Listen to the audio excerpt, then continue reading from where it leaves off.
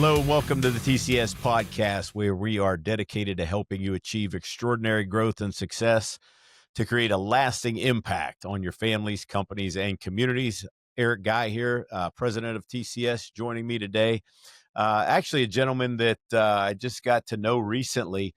Very interesting. Very interesting, man. He's got a lot to tell. I think he has a lot to offer our community, folks. So tune in.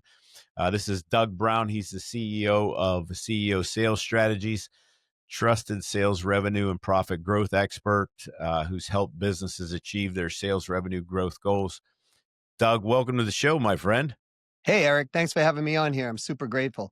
Yeah, I just think it's really cool. The last time I talked to you, I'm just going to come right out of the gate with this because one of the gentlemen that I grew up learning sales from, Doug was behind the scenes, like orchestrating everything. Chet Holmes. Uh, and I still have, Doug, I did check after the last time we talked. I still have all the CDs and DVDs, when it was a 23 set or 30, like it was just crazy amount. I've got a big stack of them, still have them. And some of those things I still use today. So thank you for being part of that team. And I just wanted to preface it as that because I thought that was pretty cool because that really changed the way I looked at sales. Like because he just like, oh, I'm not a salesman, especially what I was doing way back then. I mean, this was a long time ago. You talk about CDs and DVDs, uh, but I just think it's tremendous. So what you've been able to do and create, and just the story behind, where you've come from. So fill us in on all that if you could. I know that's a big No, ask, but no, I appreciate that. It's cool you brought that up because just I think it was night before last, I went down to my wife's office and I looked in her bookshelf and I'm like, she had all the workbooks and the CDs and DVDs from business breakthroughs that you were referencing, and I'm like, oh, I'm looking back through the stuff. I'm like, oh, this is pretty cool, right? It's still really usable yes. material. Um, well, I started working at the age of 3 for my dad's business. My dad had an industrial machinery repair company. And, before anybody starts screaming child labor laws, it wasn't like that. Um, I think so. My mother worked, she was a nurse. So she worked at night, and my father worked during the day and then took care of us at night.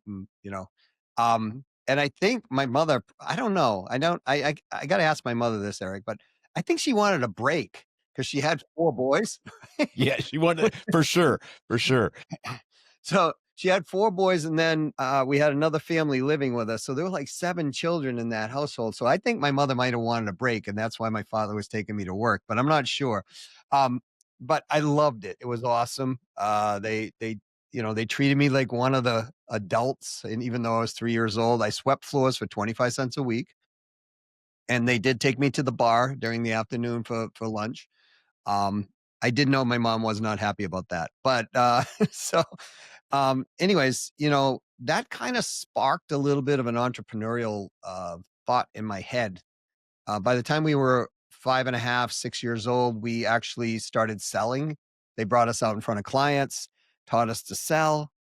And it was just a great place. I grew up amongst all the adults. It was a family business. I had my grandparents there.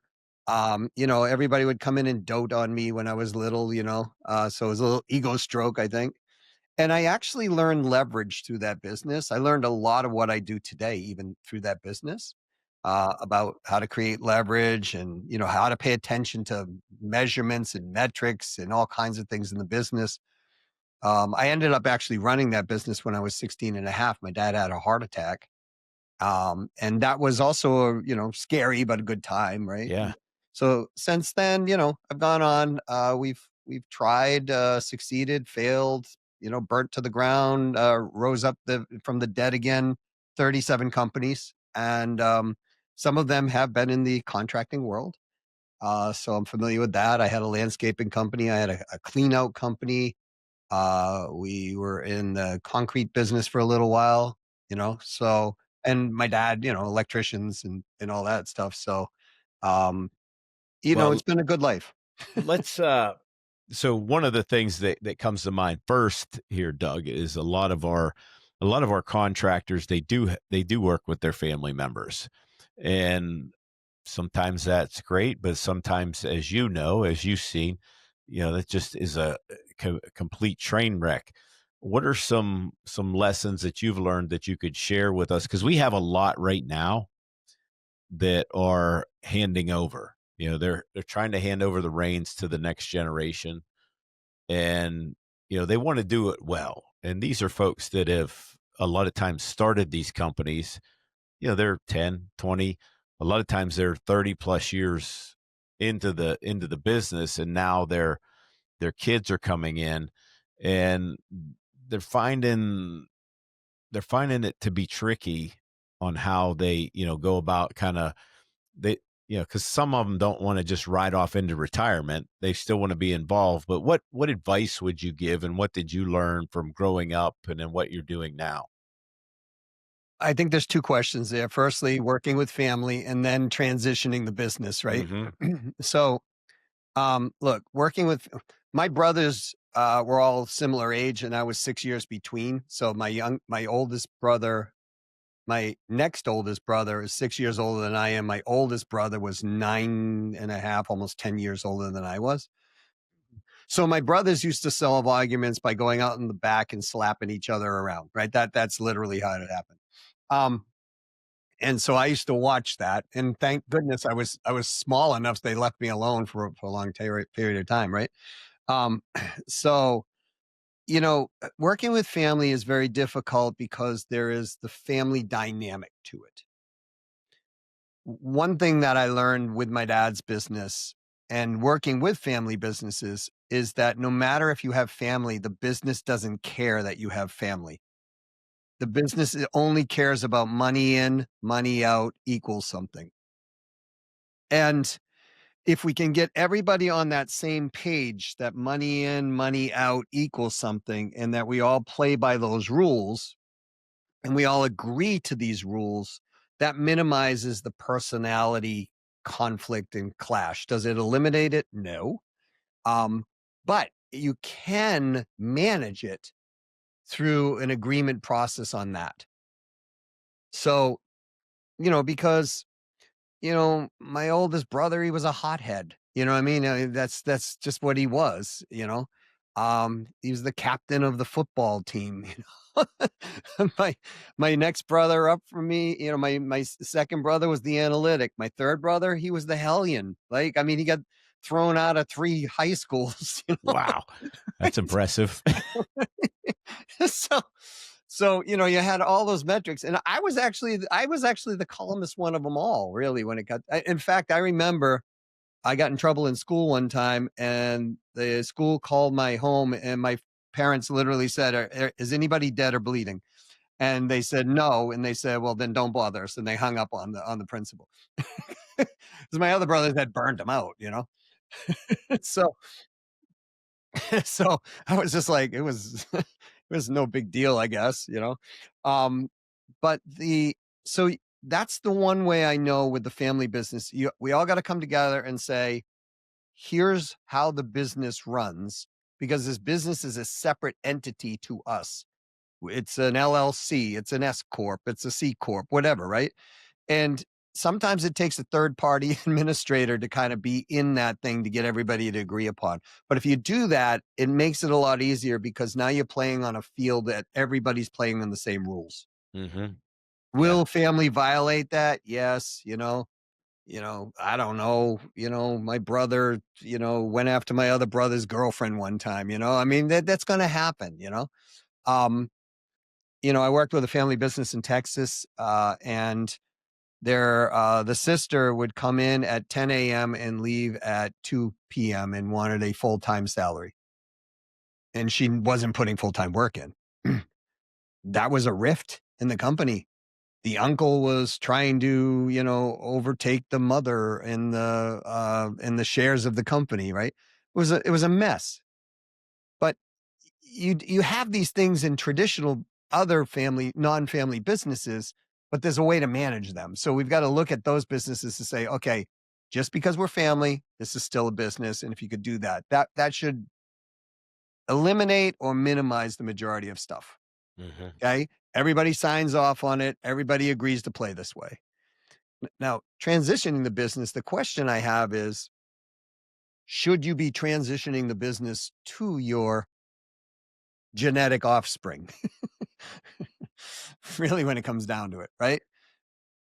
The first generation who builds a business, most of the time they built the business and it's their blood, sweat, equity, they've sacrificed, they've really done a whole heck of a lot to get the business there. The second generation coming along hasn't had to go through that learning curve or nor that pain usually. Third generation, even less so usually. Right. So the question is, if you're transitioning your business to that family member, even though you love that family member, is this the right thing to do? Mhm. And if in your heart of hearts, if you were in front of the universe, I don't know, let's throw you on a mountainside and something could talk to you, not to get any biblical or anything about Mhm. it. And the message was, what the hell you doing transferring this to X? Then maybe you should really consider that this might not be the right move. Um, and I know this sounds a little bit harsh, Eric, but the reality is most most generational passes, many of them, the second generation just ruins what the first generation built out in the first place because they don't have the same value set in that. They're not as invested, right? So now if they are invested and they are that, then great, transfer it off. Um, but I also recommend that you transfer it off safely. You just don't hand it off and go to Hawaii and then your business collapses and you will depending on that income for retirement, Yeah. right? So it is one of those things again, it has to be really thought through and talked through. Mhm. But I know as a parent, in my brain with this, software company and all that stuff, I'm like, oh, I hope my kids want to take it on someday and, do that type of thing. Because we as human beings want to pass on our legacy and we want our legacy to live on. But sometimes, frankly, folks, you're just better off selling the darn legacy and letting your kids figure the way they need to go. And maybe you could help them in an advisory role or supportive role when you sell the company financially and own part of it. But again, that's what I know. I've seen it done successfully, and I've seen it done not successfully. Yeah, so can I piggyback and give you one more question because you're just Yes, such sir. well I'm wealth all in yours. this. Yeah. Um, what so say I'm going to pass it down, it's the right thing to do. So just let's Yes. set that tone, right? It's the right thing to do. We've decided that. What what advice would you share with first generation on how to pass it down? So two parts, how to pass it down.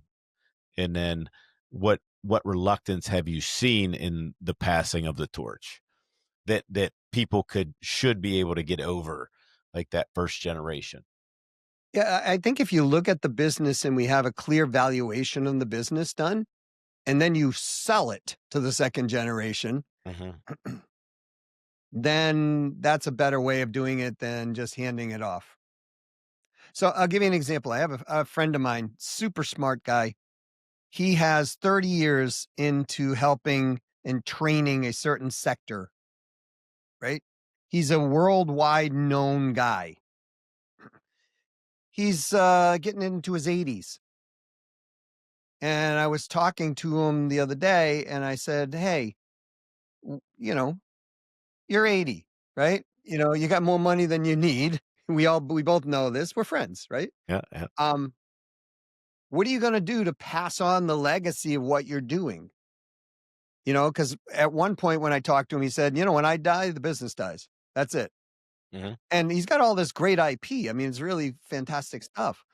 And so, it'd be like if, Tony Robbins passed away. Like, what are we going to do with Tony Robbins' IP, right? That type of thing. He's kind of on that level. And, that happened with Chet, right? Yeah, yeah. So I said to him, "What are you going to do?" And he goes, I'm not really sure. I said, what do you think about, me maybe investing and buying into your company and, we do a transition plan. You're not done yet. I know that. You might be 5, 6 years from now, but I'm 20 years younger than you are basically. And, I can still carry the torch. And then he said these words. He goes, yeah, that's not a bad idea. He goes, but I'm also going to see if my son wants it. Right. His son's never been in this business ever. Ever, like Yeah. 0 that I know of. His Uh-huh. his son is in a totally different industry, and it's like, "Wait a minute. Your son's gonna gotta learn the business of the business. Your son has to learn the business of the actual business," right? So, it's the business of the industry. It's like, if I wanna go buy let's say, a painting business, for example, right? I don't know anything about painting. So I've got to learn the business of painting. Then I got to learn the business of being in business, which I do understand. So that would be an easier transition. But if I've never run a company before, if I've never been in that position as the owner, I have to learn how to be an owner. That just doesn't get passed down by dad or mom passing that down to the children. The business doesn't give a hoot whether or not that child understands how to run the business. The business will just throw it back on the P&L or throw it back in the accounting at the end of the year and go, "You're at a loss, kid," Mhm. or "You're at a profit." You know what I mean? Like, that's all it does because it doesn't have emotion. Right. We human beings have emotions. So, how to pass it down? I say have them buy it and structured just like a regular agreement would be structured, where you can take the business back if it fails. And everybody has to be on the same page. And this is where you run the risk because it's family a lot of times. Right. And so, you know, um, Dave Thomas, Wendy's, right? Mhm. Yep. You don't see Wendy taking over the business. She does commercials every once in a while. Right. I don't know Wendy, but I suspect she doesn't want all those headaches and hassle. Like, dad's gone. I got the money. That's cool. I mean, I'm not, please, Wendy, if you're hearing this, don't yell at me or whatever. Yeah. I don't know. But, Yeah. you see the kids from Walmart, they took it over, right? So there are successful transitions. And how do you pass the torch uh, with clarity? This is where I see people make the mistake, Eric, all the time. They're like, you know what? My son, Larry, he's been working in the business with me for 17 years. I'm passing it to Larry. Well, that's like saying you're the greatest salesperson on the earth, so we're going to make you a manager. Two different profiles, potentially, Yes. right? A salesperson loves to get out there and talk to people and pound the ground and hates spreadsheets, hates pivot tables, doesn't like Excel, wishes, you know, Bill Gates never existed because, that's a great salesperson. A manager loves that stuff. He's got a shrine of Bill Gates on his desk. He's just or her desk, right? So we got to look at who we're passing this off to. Remember, this is a marriage that you're basically entering into when you pass your business off, unless you get a clean exit out of it. And that would be what I'd really recommend. You just sell it, clean exit, and then know you've done your part and the second generation's got to carry on. Yeah. Good. You're just such a wealth of information. You mentioned something earlier. You used the term leverage. Yes. What did you mean by that? Well, leverage in its classic definition is doing more with the same or doing more with less, right? Getting more out of something. So, for example, when I was, I think we talked about this at one time, maybe I didn't, but when I was five and a half, almost six, I was selling. And I was getting 25 cents a week, an hour at that point, 25 cents an hour. So I'm making $10 a week. When you're 6 back in the Yeah. '60s, that's like, wow, that's a hell of a lot of money, right? Right. I can go buy Christmas gifts. I can do all kinds of Yeah. stuff, right? I'm a man. Woo-hoo. That back then, right? And but I remembered one day I sold this part for $20 and we paid 10. So I could see the company cost. And I'm like, Right. wait a minute, I paid $10 for this. Well, I didn't. They did. I thought I Yeah. did. Yeah. And they, my family paid $10 for this and I sold it for 20. I just made $10, but I'm spending 40 hours making $10 and I did this in like 6 to 8 minutes. Mhm. If I just sold parts like this and I could get a percentage off that part, I might only have to work 5 hours versus 40 and get the same amount of money. That's leverage. Mhm. And that's one of the reasons I love sales because you can make a year's income in an hour sometimes or a day. Yeah. And so, where are you not getting leverage in your business? I'll tell you one of the things that contractors are awful at doing, and please no hate mail contractors. No, they love this. Okay. Our You folks, yeah. absolutely suck at following up and Yeah. you absolutely suck with asking for referrals. D Absolutely. 100%. We tell the guys all the time, like, "Just ask," because they're so wonderful too. Like, our contractors, a lot of them in our school, absolutely wonderful people, and they just don't ask. And it's crazy because you're missing that form of leverage, Yeah. right? Now, if you go out and buy your leads from, say, Service Master or out from a lead company, you know how expensive that could be. That's Yeah. insane, right? But to ask somebody that just went, "My God, you did the most amazing job. Love you guys." Well, hey, 3 to 5 other people that are looking for a project to be done of X, right? No, I don't know 5, but I know 2. Yeah, would you introduce them to me? Absolutely. I mean, by the way, folks, it's that easy, right? Yes. And it's like you get the introduction, you set it up, you say, here's my cell phone. Why don't you call these 2 people right now, right? And they do.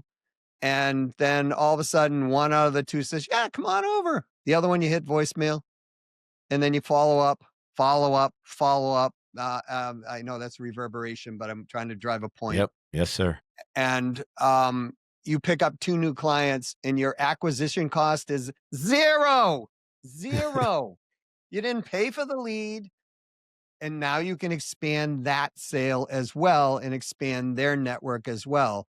Um, Let me give you the absurdity of this because I'd really like to drive it home, Eric. So when I was Sure, in the absolutely. telecommunications business, I built I would say a nice empire on this concept.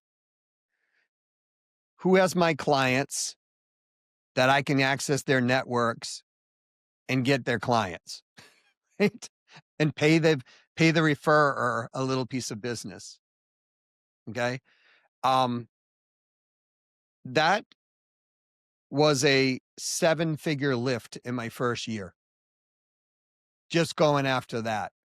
And my acquisition cost was the cost of a lunch. And what I'm trying to tell people is that if you don't think about every day, how can I create leverage in my business? You will build a business on your back.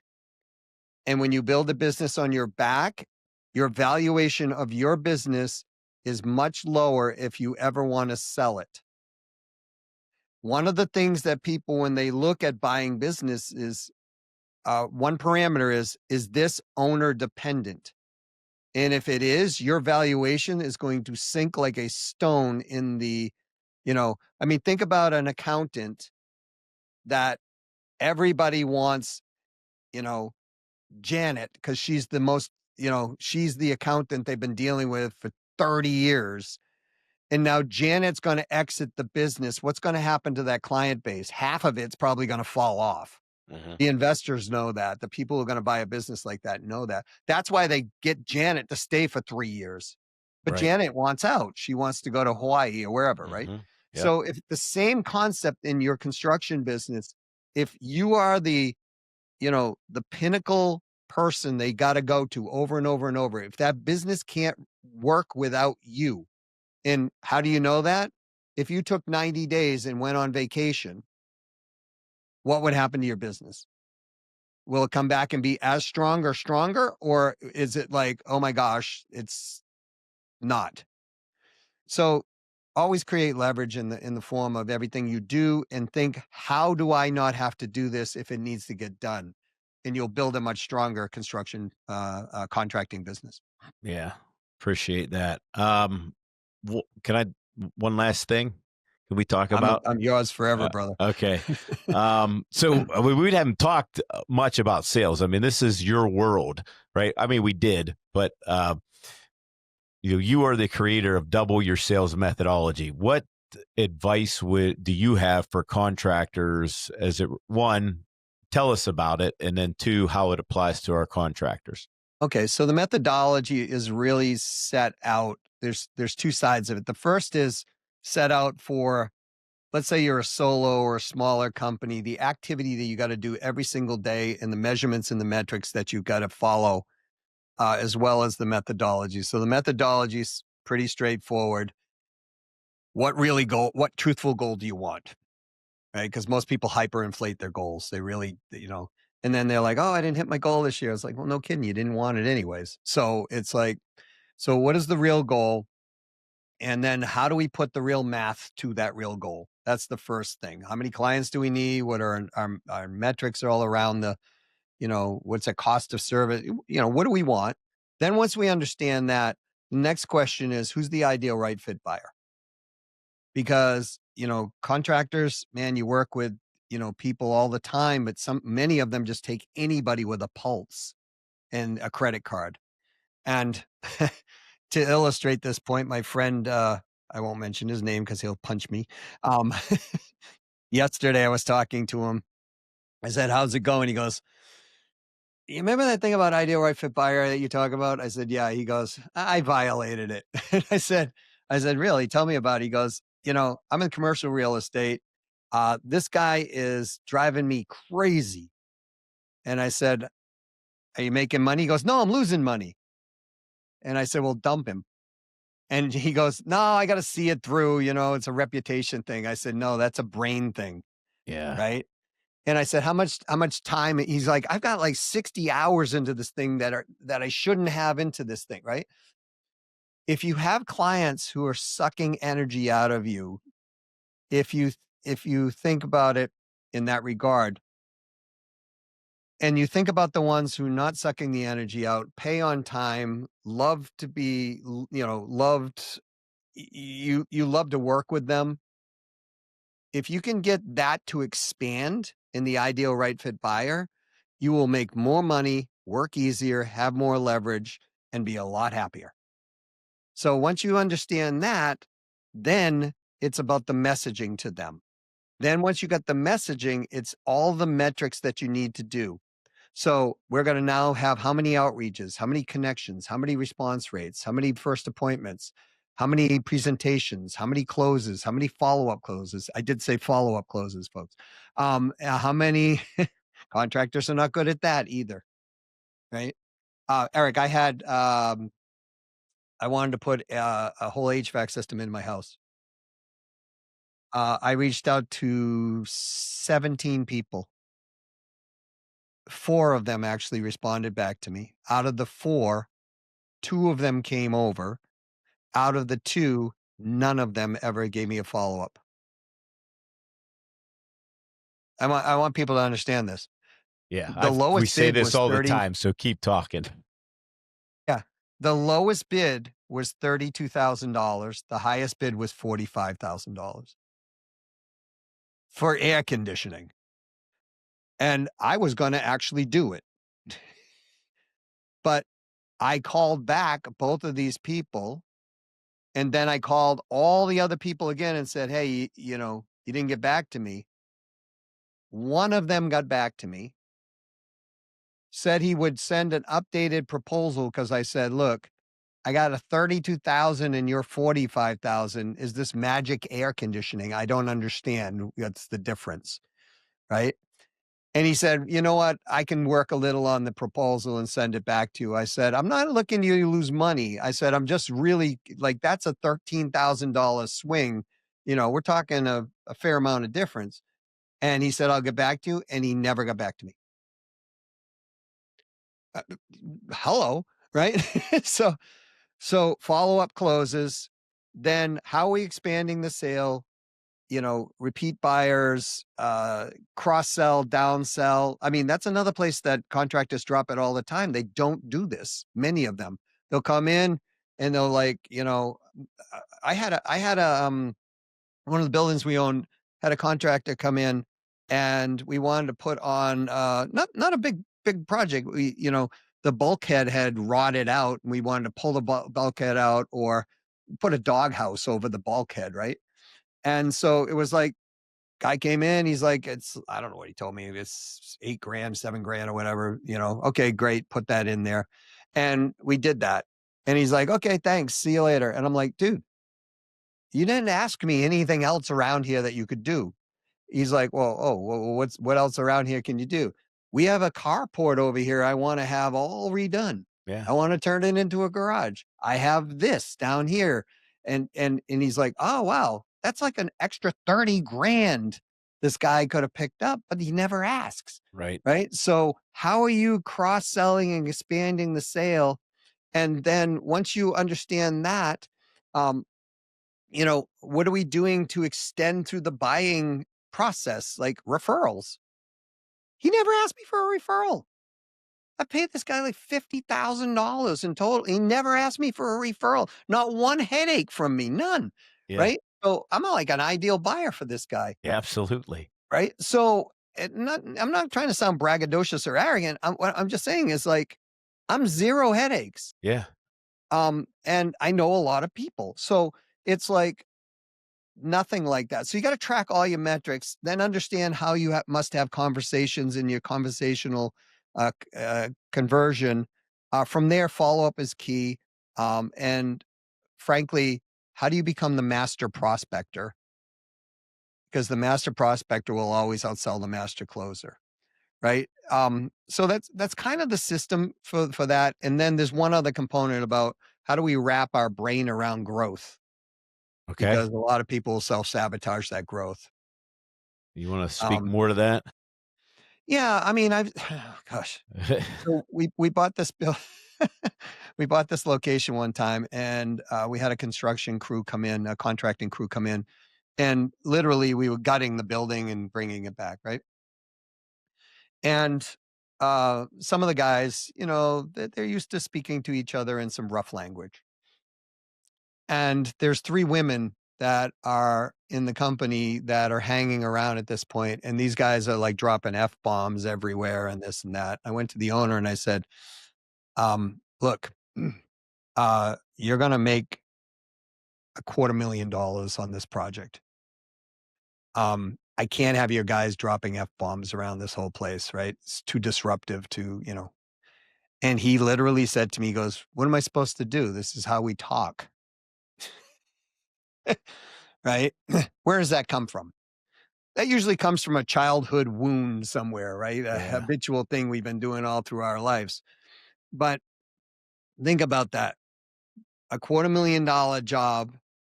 Um, you know, I know approximately 8 realtors who would pass business back and forth through us. Let's just say that was 8 jobs a year at a $250,000 bucks. Do the math. $2,000,000 bucks, right? Was that right? Did I get it right? Yeah, $2,000,000, right? Cost of acquisition, zip, 0. right? Because we won't adjust our language, Yeah. because we're not working on our mindset for growth.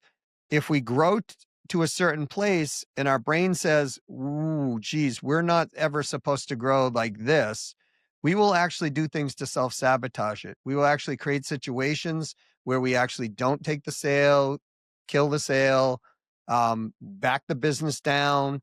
And the opposite of that is if we continue to keep our brain expanding through the process, we'll find ways for leverage. We'll find ways to better communicate. We'll find ways to have better relationships enter into our life, and then we will grow. It is super important that part of that model on any business for that person to expand their mindset for growth. If they don't, literally, there could be billions of dollars sitting there and they won't be able to mine it because Yeah. they'll sabotage it. That's huge. Thanks for sharing that last piece. I appreciate it. Before I forget and we wrap up here, Doug, how can people get in touch with you? What should we be looking for?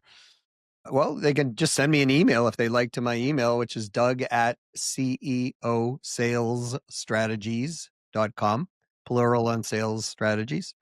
Um, and we answer all inquiries. So I have people checking my email. So if, they'll get it to me for sure if I don't see it first. Yeah, and I Uh, can back that up. Your people move quickly.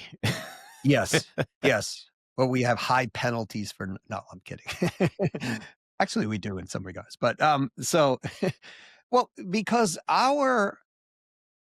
think about this response time, Eric, right? This is another place. Contractors, please listen to this. Like, my gosh. It's like, don't assume they're only calling you. Right. They're not. And statistics clearly show that a response time between 1 minute response and 5 minute response, that 5 minute response drops it off by like 5x. You won't get it by like 5x. So if you respond quickly, may I tell a little story? Absolutely. Yes. Okay. This is not a contracting story, but it Okay. will illustrate the point. At one point when I was going through college, I was selling music equipment to like the biggest bands in the world. I mean, it was awesome, right? Got to hang out with like Aerosmith and Boston and Jake Isles and all those people, right? Um, uh, and uh, got invited backstage for the Eagles. That was like, whew, Oh, wow. right? Um, and so I was setting up all these DJs and I was watching when the money they were pulling in. I was like, this is a really good part-time job. I mean, you can make like 60 grand cash a year, you know, part-time, right? Now this is back in 1980 something, right? Hmm. And so I'm like, you know what? I think I'll be a DJ. I knew nothing about DJing, so I had to learn the business of the business, right? Um, but I knew music. I had been around the world's greatest bands. I knew some of the business of that business, right? I knew if you could bring a lot of people into a place and you were playing a club, the club owner would keep having you back, even if your music was awful. He didn't care. She didn't care. They just wanted to pump drinks into the people, right? So I knew some of the business. So, anyways, when I got into the business, for some reason, I started getting a lot of wedding requests. And so I literally worked through agencies, and the agents would text me and say, "Hey, we've got a lead," right?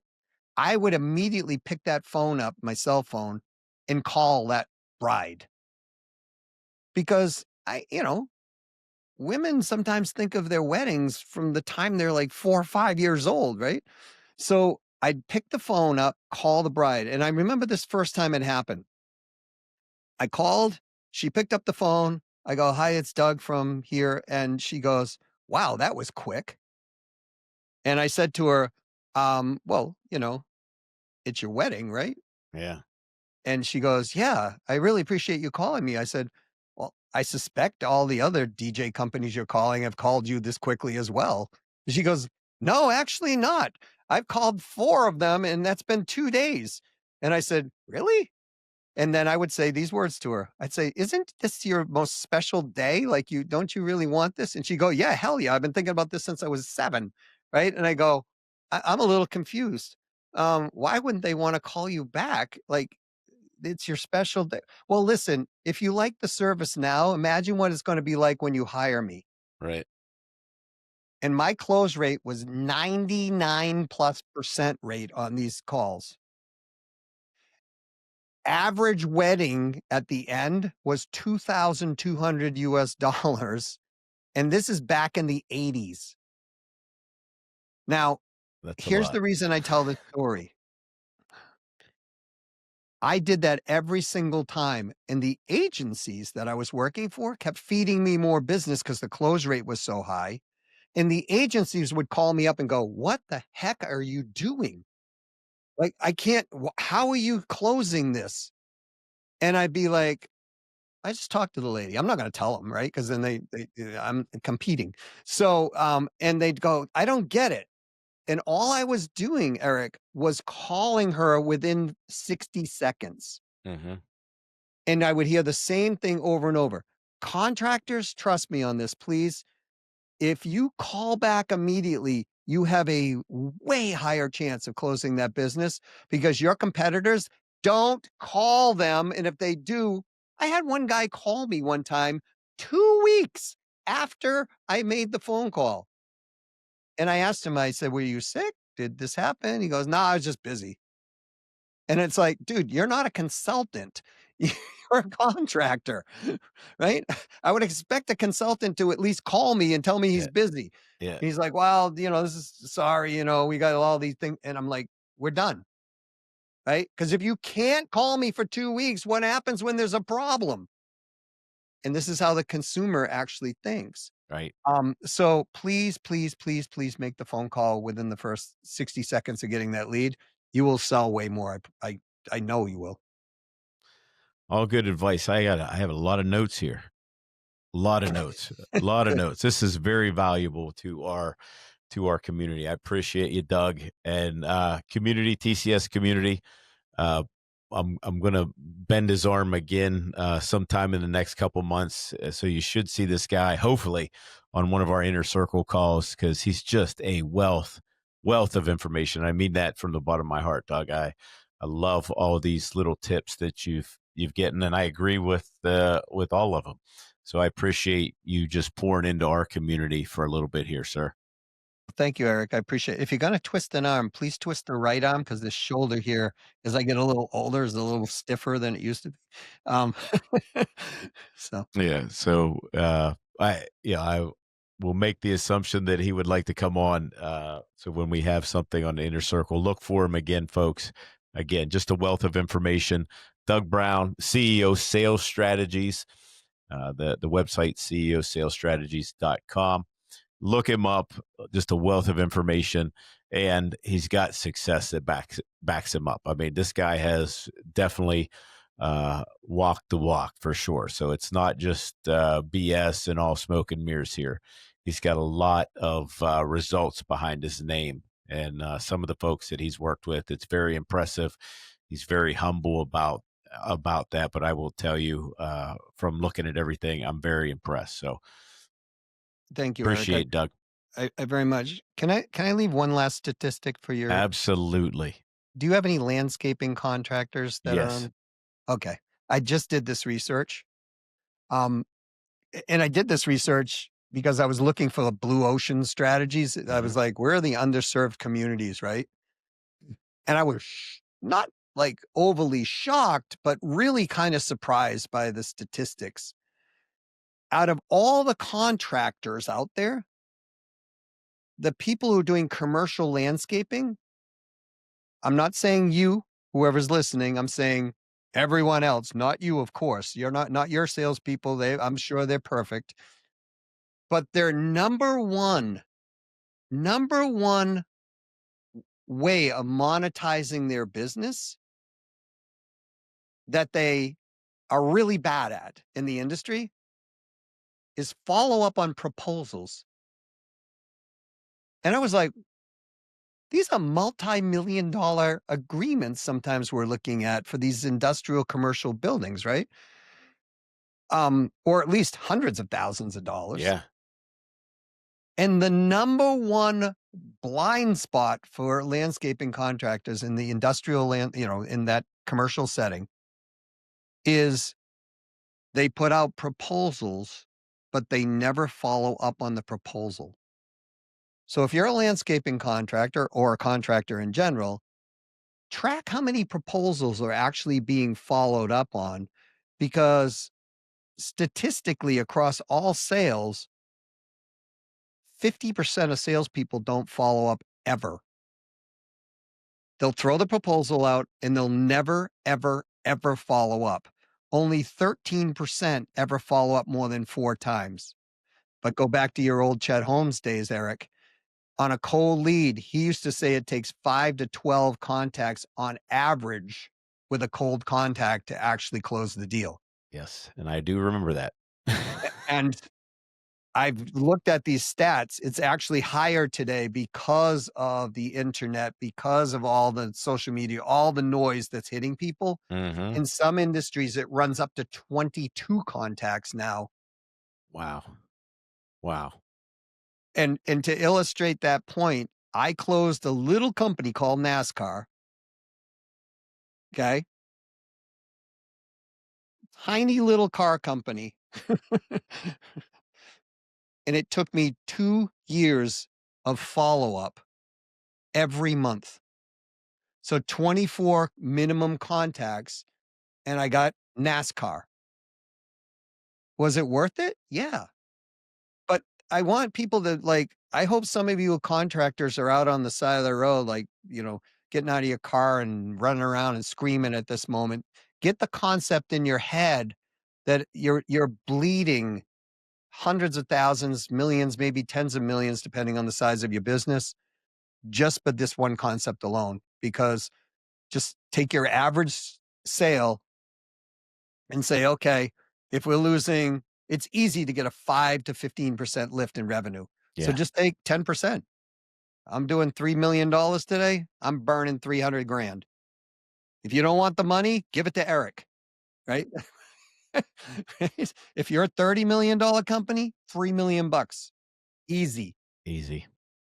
So anyways, I know I'm still in the soapbox, but Nope. Good stuff. All good stuff. Thank you. Thank you. Thank you. Love to see you back, Doug. Always, again, just a wealth of information. One last time, guys, CEOsalesstrategies.com. Doug Brown, look him up. Lots of great information. That's all for today for the TCS podcast. Gang, until next time, keep leading, keep growing, and keep winning. We'll see you next time.